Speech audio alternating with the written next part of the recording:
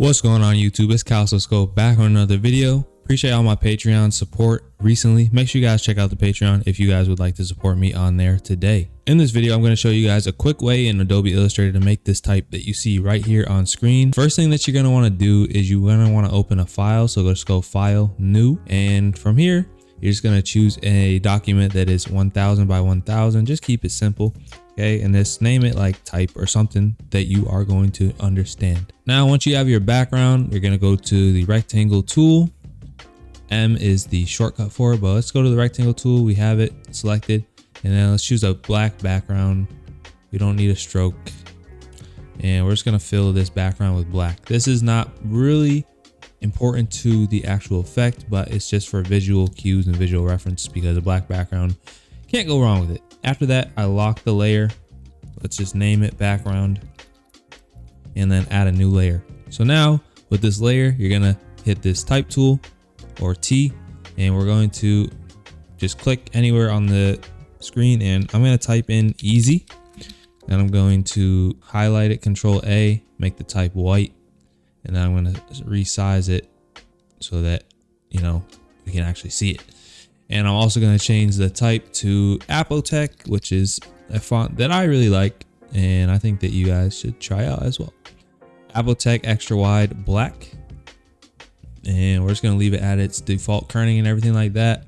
Once that happens, go to type, and we're going to hit create outline. So now we've created outlines for this type. Great. We're going to downsize it a little bit. The next thing we need to do with this type is we need to make copies of it. How are we going to do that? Let's go to Effect, Distort and Transform, hit Transform. How many copies? 5, just for the sake of the tutorial. And once you have 5 copies, they already are there as their own vectors, but you can't see them because they're all stacked behind. So we need to use this move feature. You could move them horizontally if you want, but in most cases, you're probably going to end up moving them vertically.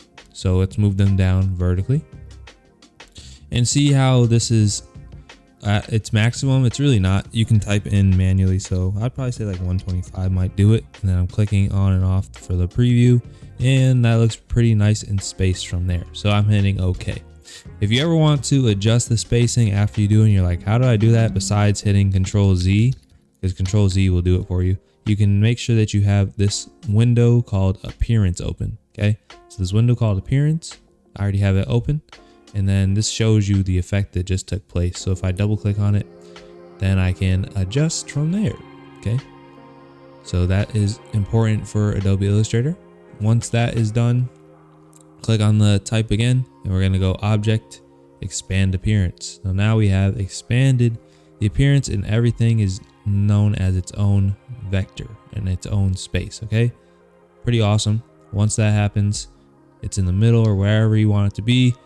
Go to Object, Envelope Distort, Make with Warp. And just like that, you're creating that effect here. And there's a bunch of different presets.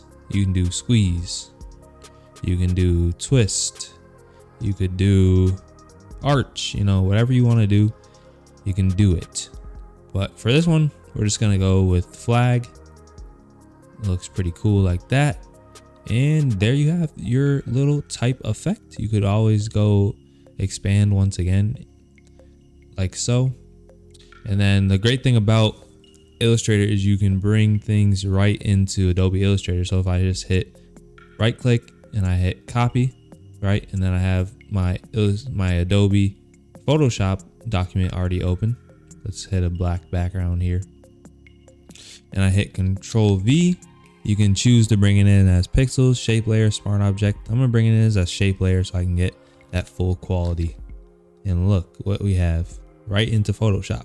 So now this can be super helpful and super important for when you're doing your poster designing, whether it's your sports designs, maybe you're doing marketing, just want to play around with text in your design, just start getting more in tune with different programs and different elements. So this tutorial should have been helpful.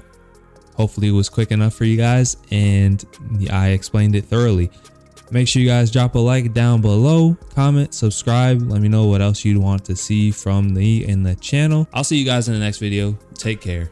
Peace.